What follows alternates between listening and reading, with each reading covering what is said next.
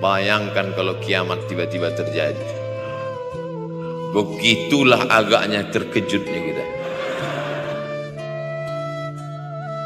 Kiamat terjadi tapi belum sempat berbakti kepada orang tua. Dosa belum sempat meminta maaf. Silap dan salah berapa kali kita kencing di kainnya yang bersih. Berapa kali dia tidak jadi tahajud gara-gara kita menangis dari Isya sampai subuh. Pakai pengawet nangisnya. Tapi kita tak pernah sadar itu. Kita menganggap kita di dunia ini dibesarkan angin. Kita menganggap kita ini bangsawan, bangsa yang hidup di awan. Berapa kali dia tidak jadi sholat duha gara-gara kita kencing. Berapa kali nasi yang sudah mau disuap masuk ke mulutnya tak jadi. Bahkan dia tidak makan sama sekali. Dan berapa kali makanan dia belikan hanya untuk susu, hanya untuk menyenangkan kita. Pernah kita balas. Dan dia tidak pernah minta balas itu. Oleh sebab itu siapa yang mengingatkan? Abdul Somad diberikan judul berat ini. Judul yang paling berat ceramah tentang orang tua, tentang ibu, tentang ayah. Jarang saya mau menerima judul-judul pengajian. Ini pun dikasih tahu setelah sampai di sini. Maka saya belok-belokkan dikit. Ini air mata udah mau menetes, belokkan. Nanti kalau saya nangis di sini, siapa yang ceramah kalau saya nangis? Oleh sebab itu maka yang orang tuanya masih ada, beruntung dan bertua, bawakan dia rumah makan. Ada sahabat saya namanya Ustadz Lukman di Pontianak, bukan Kuntilanak. Mereka punya program namanya Bawa Ibu ke Rumah Makan. Keren nama programnya. Bawa orang tua ke rumah makan. Nanti hari libur adik-adik anak-anakku sekalian libur, bawa ayah, bawa ibu ke rumah makan. Ketika Ustadz Lukman cerita itu ke saya, Ustadz Somad, kita punya program baru nih. Apa nama programnya Ustadz? Bawa ibu ke rumah makan.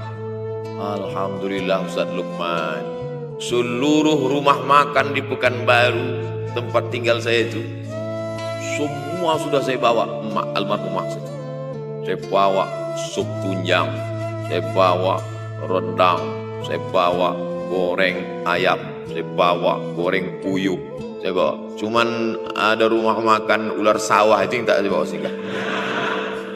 Lain dari itu sudah saya bawa. Tak ada penyesalan dalam hati. Senangkan hatinya. Apa pakaian yang dia suka.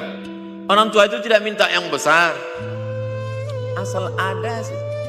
Pulang dari Yogyakarta sampai ke rumah, ini tadi ada nampak sedikit tanda terkenang. Kalau banyak makan sendiri. Ketika dia senang melihat itu, bahagia hatinya, nampak senyum di tepi bibirnya, pada saat itulah rahmat Allah terbuka. Pada saat itulah ridha Allah datang. Mengapa sulit mencari pekerjaan? Mengapa payah mencari penghidupan? Salah satu yang mempersempit ridha Allah itu adalah karena tidak berbakti kepada orang tua. Oleh sebab itu maka judul tema yang diberikan Birrul Walidain, berbakti kepada orang tua, bahagiakan. Ini ada juga ini anak-anak yang sudah sukses ini, papa, mama sudah meninggal, papa jangan risau. Silakan terbang ke Yogyakarta, ada adik di sana. Silakan terbang ke Surabaya, ada kakak di sana. Silakan terbang ke Kuala Lumpur, ada keluarga di sana. Jangan hiraukan. Kata bapaknya, kalian terbang itu saja kalian pikirkan. Kemana aku hinggap tak kalian pikirkan. Ada sebagian orang ketika ibunya meninggal dunia, marah dia, mengamuk dia anggap kebahagiaan itu sudah hilang. Padahal membahagiakan orang tua dua-dua adalah tanggung jawab kita. Kalau dua-duanya sudah tidak ada Pak Ustadz, masih ada keluarga. Ada keluarga. Al-khalah bimasabatil saudara ibu, kakak ibu, adik ibu, sama seperti ibu. Sambung lagi silaturahim. Buat dia senang, buat dia bahagia. Man ahabba yubsatalahu fi rizqihi, siapa yang mau lapang rezekinya, wa yunsa'alahu fi atharihi, dipanjangkan umurnya, falyasil rahimahu, hendaklah dia menyambung tali silaturahim. Saya ceramah di satu kota. Sampai di kota itu saya melihat rumah besar, megah, mewah, seperti istana. Cuman saya segan mau nanya. Gak mungkin saya tanya, Pak, ini hasil dari apa? Saya tengok. Kawan-kawan saya yang ikut di situ seperti ngeliat kucing semuanya. Besar, mantap. Setelah duduk, makan, habis makan, minum. Habis itu Sohibul Bait yang punya rumah pun cerita.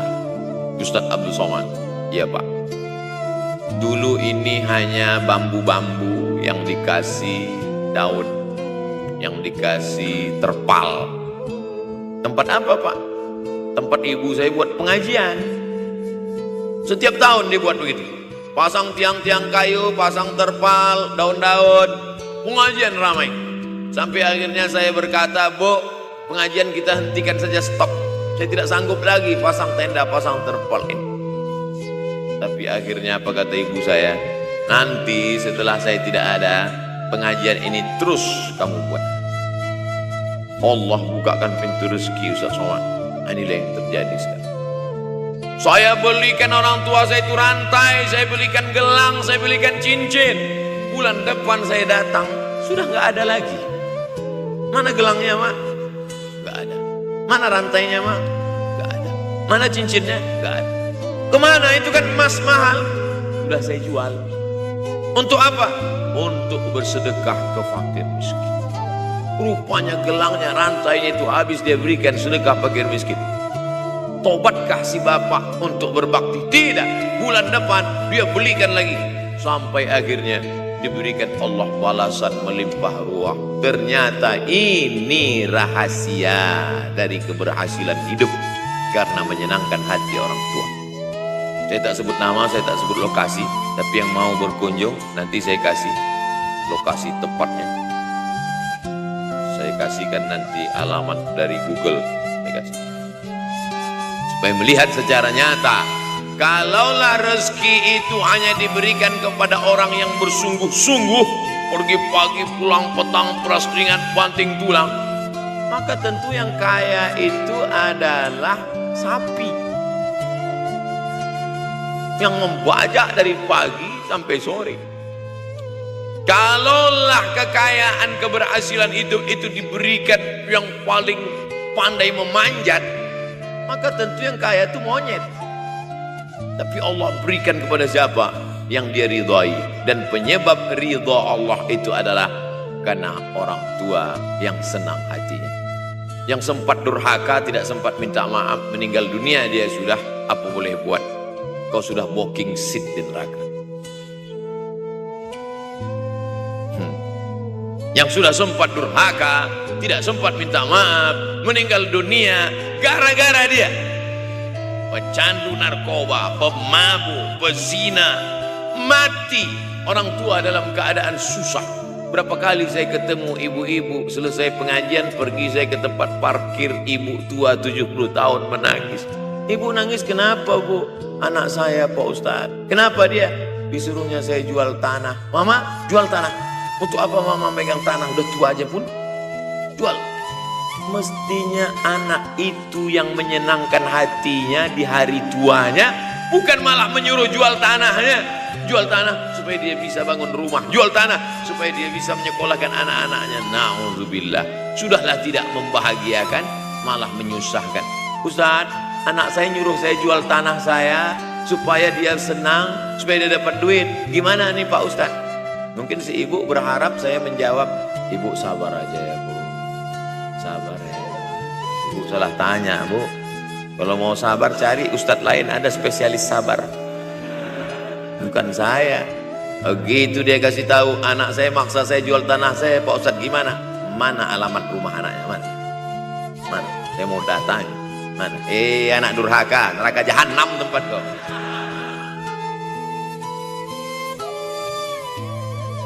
Tak mau dia ngasih alamat. Rupanya dia takut nanti anak saya malah marah sama saya, Pak Ustadz. Saya kasihan. Mudah-mudahan Allah berikan kekuatan pada ibu. Tapi cerita ini bukan satu dua contoh kasus. Ternyata zaman sanggup memperkarakan pengadilan hanya karena sebatang pohon kayu. Atau cuma saya yang dapat berita aja? Adik-adik ada juga dapat kiriman itu. Sanggup memperkarakan sebatang pohon kayu. Padahal kalau kau jual semua kebunmu itu, belum tentu dapat menebus. Datang seorang laki-laki mengadu kepada Nabi Muhammad SAW. Ya Rasulullah, ini bapak saya ini kurang ajar sekali. Bapaknya kurang ajar? Ambilnya harta saya ya Rasulullah. Gimana ini ya Rasulullah? Apa kata Rasulullah SAW? Anta wa maluka li abik.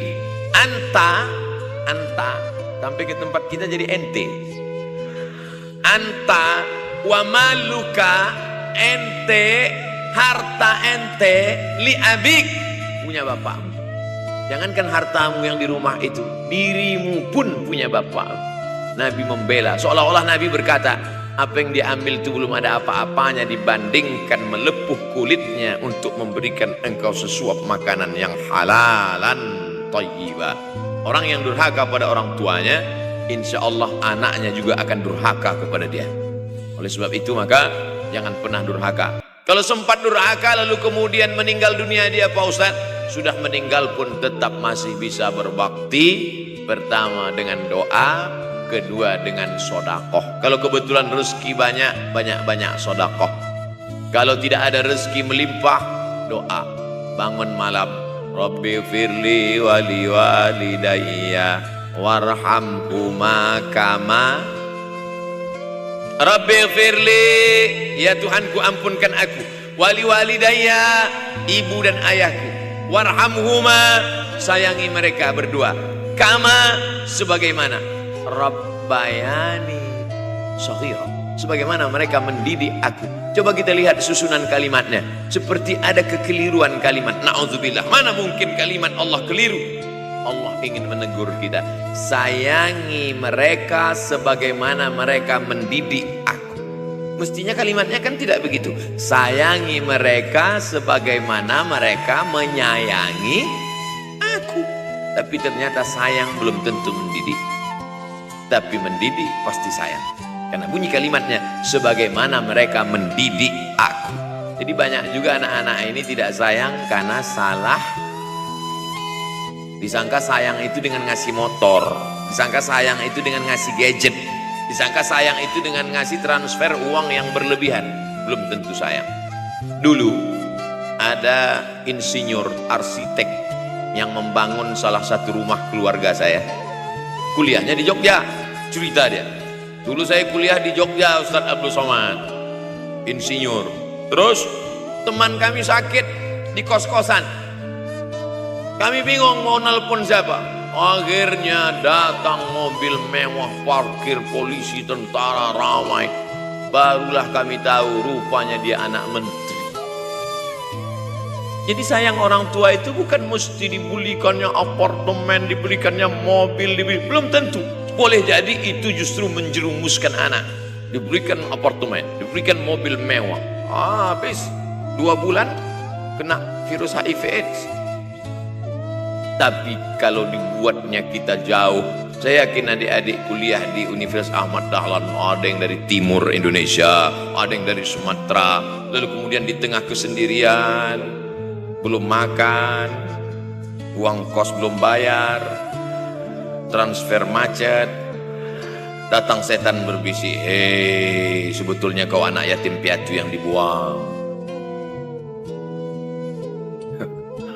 Bukan, orang tuamu bukan tidak sayang, dia hanya sedang ingin mendidik supaya engkau menjadi anak yang mandiri. Maka nanti kalau sedang duduk termenung gitu, tiba-tiba datang bisikan, pergilah cari jembatan, terjunlah. Maka saat itu katakan dalam hatimu, lawan, setan.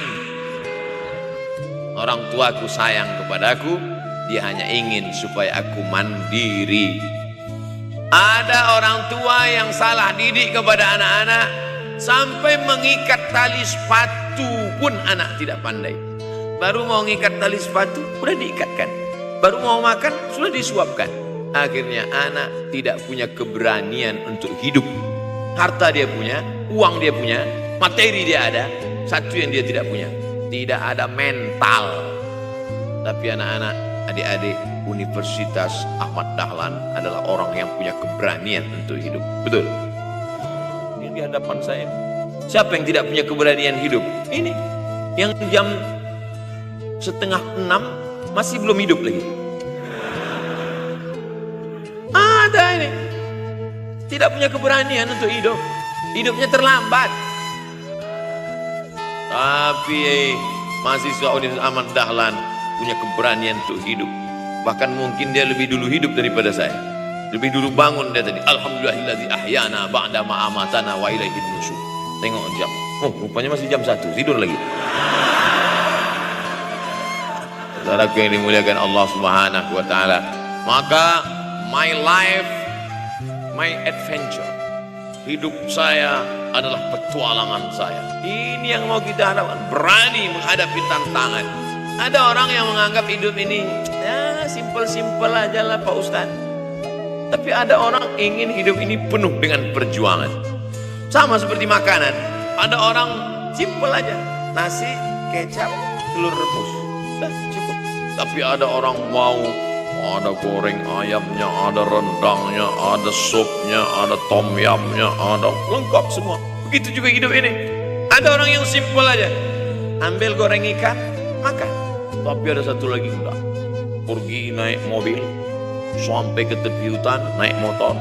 Habis itu nyewa speedboat, sampai di tengah laut, mancing. Ujung-ujungnya ikan juga.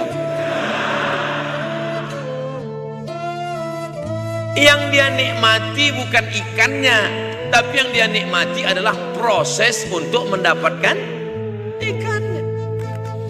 Paham? Itu enaknya ngomong sama siswa. Coba kalau yang masyarakat biasa, kita udah capek cerita, selesai, ada pertanyaan, Ustadz maksudnya tadi apa ya? Aduh, capek gitu. Saya terus terang kalau ceramah di depan mahasiswa ini bangkit semangat saya lagi. Ini sekarang rasa-rasa umur 24. Tapi begitu nanti sudah mulai agak jauh dari mahasiswa, balik 42 lagi. Nah, makanya saya senang kalau diundang ke kampus-kampus. Saya kalau di Jogja diundang di kampus terus, walaupun nggak semua nerima.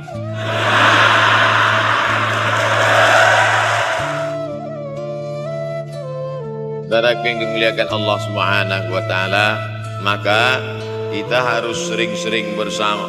Apa ini takbir? Takbir itu ngusir setan.